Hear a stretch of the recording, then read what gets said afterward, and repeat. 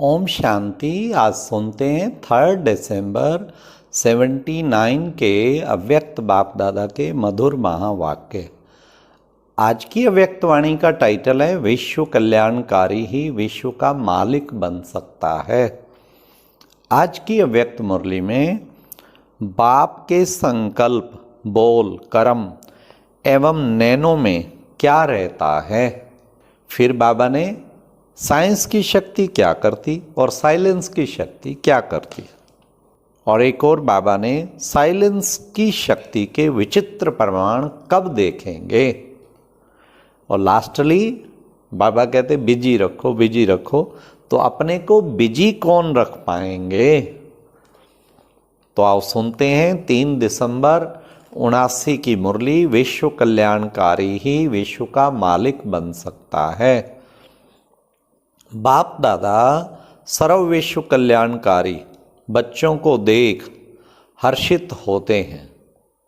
जैसे बाप बेहद विश्व के कल्याणकारी हैं, बाप के संकल्प में सदा एक ही संकल्प है कि सर्व का कल्याण अभी अभी हो जाए। संकल्प का विशेष आधार इसी बात पर है। संकल्प का बीज यह है, बाकी वैरायटी वृक्ष का विस्तार है। ऐसे ही बाप के बोल में सदा बच्चों के कल्याण की भिन्न भिन्न प्रकार की युक्तियां हैं। नैनो में बच्चों के कल्याण के प्रति सर्च लाइट है। मस्तक में कितने सुंदर बाबा बता रहे, संकल्प का बीज बाबा ने कहा संकल्प में अभी अभी कल्याण हो जाए सबका, और बोल में युक्तियां, और नैनो में बच्चों के कल्याण के प्रति सर्च लाइट। मस्तक में कल्याणकारी बच्चों की यादगार मणि के रूप में है। हर कर्म में कल्याणकारी कर्म। तो जैसे बाप के संकल्प व बोल में नैनो में सदा ही कल्याण की भावना व शुभ कामना है, ऐसे ही हर बच्चे के संकल्प में विश्व कल्याण की भावना व कामना भरी हुई हो। चाहे कोई भी काम कर रहे हों तो हद की प्रवृत्ति को चलाने अर्थ या कोई भी सेवा केंद्र चलाने अर्थ निमित्तों, लेकिन सदा विश्व कल्याण की भावना हो। सदा सामने विश्व की सर्व आत्माएं इमर्ज हों। आपकी स्मृति के आधार से चाहे कितने भी दूर रहने वाली आत्माएं हों, लेकिन आपके सदा समीप और सन्मुख दिखाई दें। जैसे सेवा अर्थ आप लोगों का एक चित्र है भविष्य श्री कृष्ण के रूप का, सारे विश्व का गोला उनके हाथ में दिखाया है। विश्व का मालिक होने के कारण विश्व का गोला उनके हाथ में दिखाया है। ऐसे वर्तमान समय भी विश्व कल्याणकारी होने के नाते से सारे विश्व की सर्व आत्माएं आपके मस्तक में सदा समीप हैं।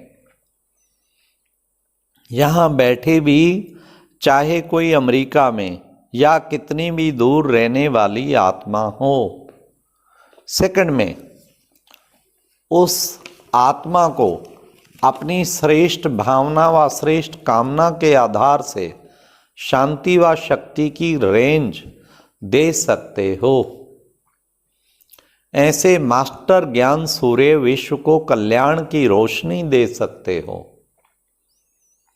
जैसे साइंस के साधनों द्वारा समय और आवाज कितना भी दूर होते समीप हो गया है ना, जैसे प्लेन द्वारा समय कितना नजदीक हो गया है, थोड़े समय में कहां से कहां पहुंच सकते हो। और टेलीफोन द्वारा आवाज कितना समीप हो गया है। लंदन के व्यक्ति का आवाज भी ऐसे सुनाई देगा जैसे सन्मुख बात कर रहे हैं। बाबा आज सारी साइंस के इन्वेंशन के गुणगान कर रहे हैं। ऐसे ही टेलीविजन के साधनों के द्वारा कोई भी दृश्य व व्यक्ति दूर होते हुए भी सन्मुख अनुभव होता है। साइंस तो आपकी रचना है, आप मास्टर रचयिता हो। साइलेंस की शक्ति से आप सब भी विश्व की किसी भी दूर रहने वाली आत्मा का आवाज सुन सकते हो। कौन सा आवाज? साइंस मुख का आवाज सुनाने का साधन बन सकती है, लेकिन मन का आवाज नहीं पहुंचा सकती। और साइलेंस की शक्ति से हर आत्मा के मन का आवाज इतना ही समीप सुनाई देगा जैसे कोई सन्मुख बोल रहा है। आत्माओं के मन में अशांति, दुख की स्थिति के चित्र ऐसे ही स्पष्ट दिखाई देंगे जैसे टीवी द्वारा दृश्य व व्यक्ति स्पष्ट देखते हो।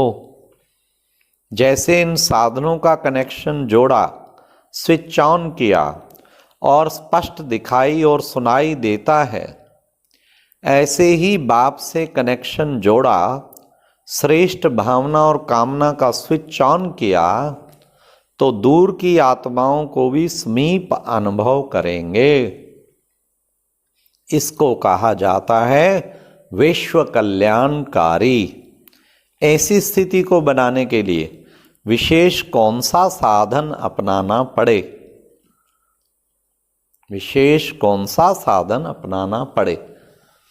साइलेंस पावर बढ़ाने की विधि और सिद्धि, इन सब का आधार है साइलेंस। वर्तमान समय साइलेंस की शक्ति जमा करो। मन का आवाज संकल्पों के रूप में आएगा। मन के आवाज अर्थात व्यर्थ संकल्प का समाप्त कर एक समर्थ संकल्प में रहो। संकल्पों के विस्तार को समेटकर सार रूप में लाओ, तब साइलेंस की शक्ति स्वतः ही बढ़ती जाएगी। व्यर्थ है बाह्य मुक्ता और समर्थ है अंतर्मुक्ता। बाबा ने कितना सुंदर तरीका बताया। एक ही समर्थ संकल्प बार बार 1 घंटे तक लगातार करके देखो, सारा दिन करके देखो, क्या मजा आता है। ऐसे ही मुख के आवाज के भी व्यर्थ को समेट कर समर्थ अर्थात सार में लाओ, तब साइलेंस की शक्ति जमा कर सकेंगे। साइलेंस की शक्ति के विचित्र प्रमाण देखेंगे। ऐसे दूर की आत्माएं आपके सामने आकर कहेंगी, आपने मुझे सही रास्ता दिखाया,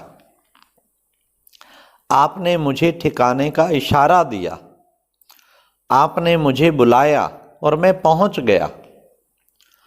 आपके दिव्य स्वरूप उनके मस्तक रूपी टीवी में स्पष्ट दिखाई देंगे और अनुभव करेंगे कि यह तो सन्मुख मिलन था।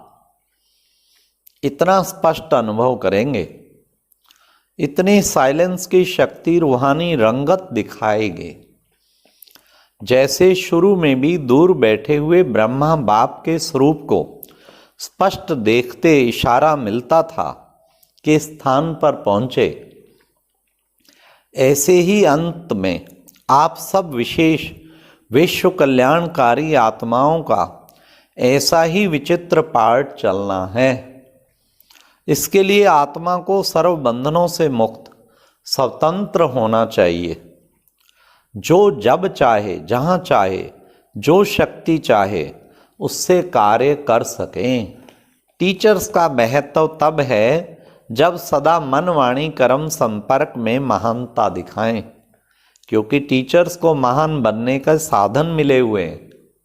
सचमुच क्या क्या? सुनिए, वातावरण, संग, शुद्ध भोजन, सेवा, संपर्क और संबंध सब महान बनने के साधन हैं। कमाल उनकी है जो हंस और बगले इकट्ठे रहते हैं और फिर न्यारे रहते हैं। उस हिसाब से देखो तो टीचर का कितना भाग्य मिला हुआ है। टीचर के लिए पुरुषार्थ सहज है। ऐसे अनुभव करते हो या मुश्किल लगता है? टीचर को अगर कहीं भी मुश्किल लगती है तो उसका एक ही कारण है। वह कौन सा? टीचर अगर सारा समय अपने को बिजी रखें तो कभी भी मुश्किल ना हो। तो अब कैसे बिजी रखें वो भी सुनो। कर्मणा और वाचा सर्विस तो करते हो, लेकिन मनसा की दिनचर्या भी सेट करो। मनसा में बिजी रहें तो माया जीत सहज बन सकते हैं। अगर अपने को फ्री रखते तो फ्री देख माया भी आती है। बिजी रहो तो माया भी किनारा सहज ही कर ले। अपने को बिजी करना नहीं आता क्या? मनसा का चार्ट बनाना नहीं आता? तभी माया आती है, मुश्किल लगता है। पढ़ाई से दिल की प्रीति होनी चाहिए। हाँ, बाबा की मुरली कभी मिस ना करें। फिर मुरली से पॉइंट निकालना, फिर प्रश्न उत्तर निकालना, फिर दिन भर में रिवाइज करते रहना, औरों को कराना, ये है बिजी रखने का बेस्ट तरीका। अव्यक्त मुरलियों की ढेर सारी पॉइंट याद करना। तो बाबा कहते बिजी रखने के लिए जितना पढ़ाई की तरफ अटेंशन होगा तो अपने आप को बिजी रख सकेंगे। पढ़ाई से दिल की प्रीति होनी चाहिए। जिसका दिल से पढ़ाई से प्यार होगा वह सदा स्वयं और औरों को भी बिजी रख सकता है। अगर ऊपर का कभी कभी का प्यार होगा तो स्वयं भी कभी बिजी कभी फ्री रहेंगे, और आने वाले स्टूडेंट की भी कभी बिजी कभी फ्री, उनको भी बिजी नहीं रख सकेंगे। इसलिए सदा बिजी रहकर स्वयं भी विघ्न विनाशक और दूसरों को भी विघ्न विनाशक बनाओ।